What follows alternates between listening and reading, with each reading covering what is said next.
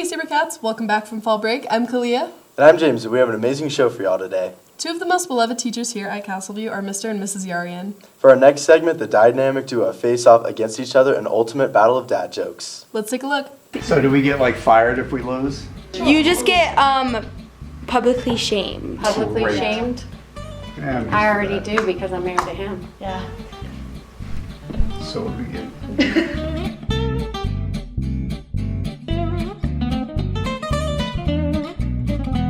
Where do you get dragon milk? I don't know. Cows with short legs.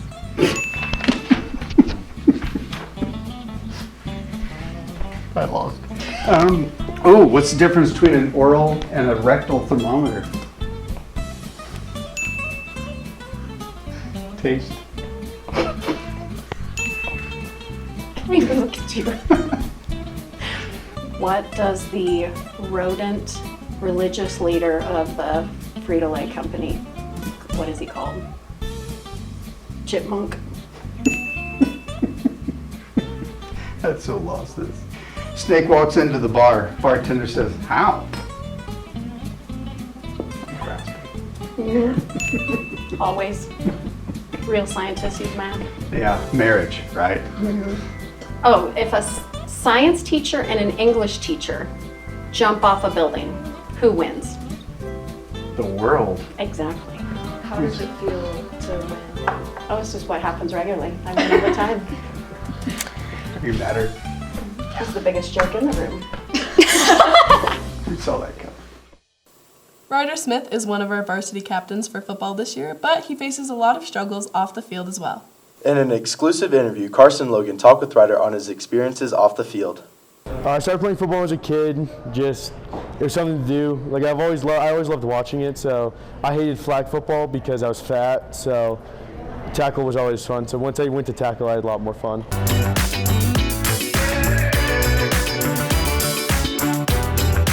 I always had a shape as a kid and didn't really like working out. But as I got older, I started liking working out and off season and stuff. So building myself into an off season was my biggest challenge probably. I've had some family stuff, so taking care of that. Last summer was rough for me, but we came out stronger there as a family, so it was cool for that. And it just makes you better, and you get to play angry, so it's fun.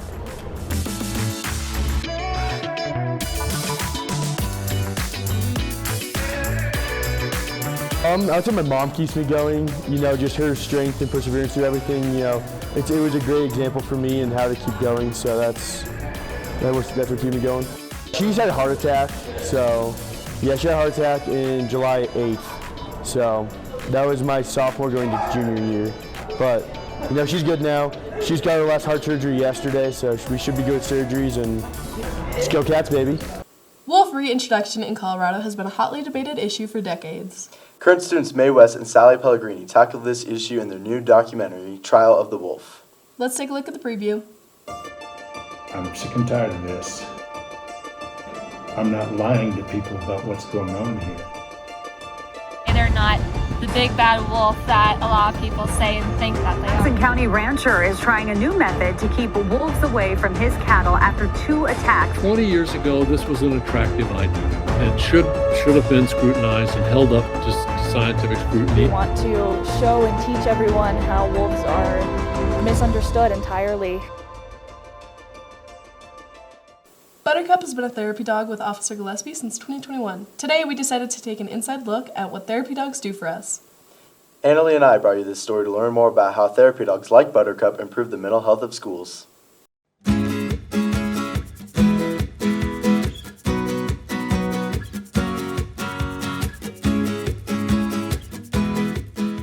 And I spent 40 hours training with her. We did that in March of 2021. From March of 2021 until now, there's been hundreds of hours of ongoing training, additional behaviors, things like that were built in. And then recently I became certified as a national evaluator for police therapy dogs through that same program. She's just wonderful. It's hard to give it one specific thing. She's just a presence that changed the atmosphere around her. So when we first started, in 2021. It was when we had just started coming back into schools after the COVID kind of shut down quarantine stuff, right? So when we came in the hallways, everybody was wearing a mask. And even though the mask was covering their face, you could tell everybody was frowning and everybody was feeling the weight of it. When she walked through the hallways, we noticed right away, you could tell people were actually smiling, even from under the masks.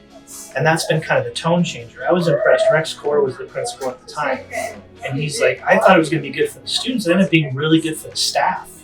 Like the staff tone changed because they'd gone through the ringer, going online, they got in, and they're doing all the shuffling around that we did during that time. So he actually noted this has been even better for the staff than it was for the students. So I think overall, she changes everything. It's just a mood shift. And you'll notice that if you ever see her in the hallways or you watch her walking through the classroom, it's a tone shift for sure. My favorite thing about Buttercup is probably the fact that she's so normal and she looks exactly like just a golden retriever but miniature. It kind of helps morale. Honestly, it's just having something like not normal to a school setting. Just seeing that is really cool. I definitely do think all schools should have a therapy dog because it's more than just talking to another person. It's just another level. Buttercup was selected by her trainer based on her looks only, not based on her temperament. And so she was selected specifically because when you look at her, your first response is, oh, right? When it's a German Shepherd is a whole lot different if a police officer is walking a German Shepherd. You're kind of like, I need to stay back, this is a trained dog, it might bite me, those kind of things. So it is kind of her looks and her temperament. She's so incredibly calm with me that it has that impact on them. So it's not every dog that can do this, but it's specifically therapy dogs that are trained for those kinds of interactions that can go on. Well, when she walks in, you'll hear it in the hallway because everybody screams out her name and wants to come say hi. So that's the initial. The other one is she's here for those kind of boil over moments when you fail a test or you're feeling really stressed about a project or a presentation. Or even when you have like hard stuff. We had a kid that came in yesterday that witnessed a really bad traffic collision. And his first thing was, I want to sit down and just pet the dog, kind of decompress and talk to you a little bit about what I saw. So her daily routine is first of all, just coming in and showing everybody she's here. And then secondly, being available and being here. A lot of times a lot of counselors, they'll come in there talking to the students having a hard time and they'll just come and get her and bring her into that environment. But she helps me also if I ever need to get a statement from a student on something that's kind of stressful to talk to me about something that you might get in trouble with. She tends to be the thing that helps that stay calm.